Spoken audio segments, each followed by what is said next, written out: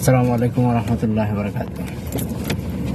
কালকে যে ওমান প্রবাসী গাড়িটা অ্যাক্সিডেন্ট করলো, তারা যে যেতে চাচ্ছিল, ঠিক আছে, ড্রাইভার ঘুমাইছে, ঠিক আছে, জিনিসটা দেখলাম যে না, বললো যে ড্রাইভার ঘুমাইতেছে, ড্রাইভার ঘুমের কারণে গাড়িটা পানিতে নামাই দিল।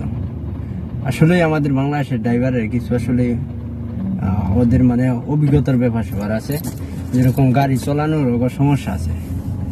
সমস্যা কি দেখেন, গাড়ি যখন পানিতে পড়ে যায়, কিন্তু গাড়িতে কিন্তু পানি ঢুকতে পারবো না, ঠিক আছে, গাড়িতে পানি ঢুকার কোনো সিস্টেমই নাই।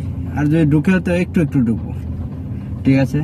ওই সময়টা যখন গাড়িটা পড়ার পরে ড্রাইভার যদি সচেতন থাকতো, গাড়িটা পড়ে গেছিল, পড়ার পরে সবাই মানে বলতো যে গাড়িটা যেহেতু পানিতে পড়ছে, পানিতে পড়লে কিন্তু গাড়িটা নৌকার মতো ভাসবো, নৌকার মতো ভাসলে ও সবাই সচেতন করতো, বলতো যে আমি গ্লাস খুললে সবাই একসাথে বের হবো। ও কিন্তু ইচ্ছা করলে পারতো জিনিসটা, যে সবাই একসাথে বের হইয়া মানে পরে বের হতো। যেরকম মনে করেন যে যখন গাড়িটা খুলবো, খোলার পরে কিন্তু পানি ঢুকে যাবে, পানি ঢুকলে গাড়িটা ডুবিয়ে যাবে। আর মনে করেন গাড়ি ডুবার আগে পানি ঢুকার আগে গাড়ি কোনো সময় ডুববো না, কারণ নৌকা যেমন বাইসা থাকে না, গাড়ির এমনই বাইসা থাকে। তাহলে যে এতগুলা লোক মারা গেল, এই লোকটার জবাব দেবো কে বলে? কারণ এটা তো পুরো মাত্রা ড্রাইভারের দোষ। কারণ যেহেতু পড়ে গিয়েছিল, পড়ার পরে তুই করতে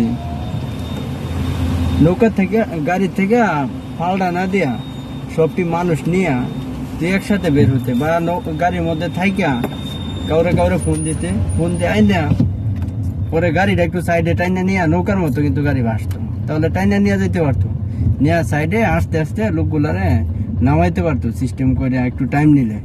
কিন্তু এই ড্রাইভারটা কি করলো, মনে করেন যে করে দিল, এতগুলা লোকের করে দিল, মৃত্যুর মধ্যে রাইখা ও মনে করেন যে গ্লাস খুললে ফাল মারলো। কারণ এই জিনিসটা কিন্তু ড্রাইভারের অভিজ্ঞতার কারণে এরকম হয়। আরেকটা জিনিস, যারা আসেন আসলে বিদেশে আসলে, যারা মনে করেন যে আসবেন, বিশেষ করে এখন আমিও চিন্তা ভাবনা করছি যতবার আসবো, বড় যদি বাড়ির থেকে লোক নিয়ে আসি, 1-2 জন লোক নিয়ে আসবো, কারণ বেশি কোনো সময় লোক নিয়ে আসবো না। ভিডিওটা শেয়ার দিয়ে দিয়েন, যে যারা আসে, বাংলাদেশের মানুষ অসচেতন, কারণ যদি কেউ আসে তো 1-2 জনের বেশি লোক যাতে না আসে, ভিডিওটা শেয়ার দিয়ে দিবেন, এটাই সবার প্রতি আমার অনুরোধ। আসসালামু আলাইকুম রহমতুল্লাহ।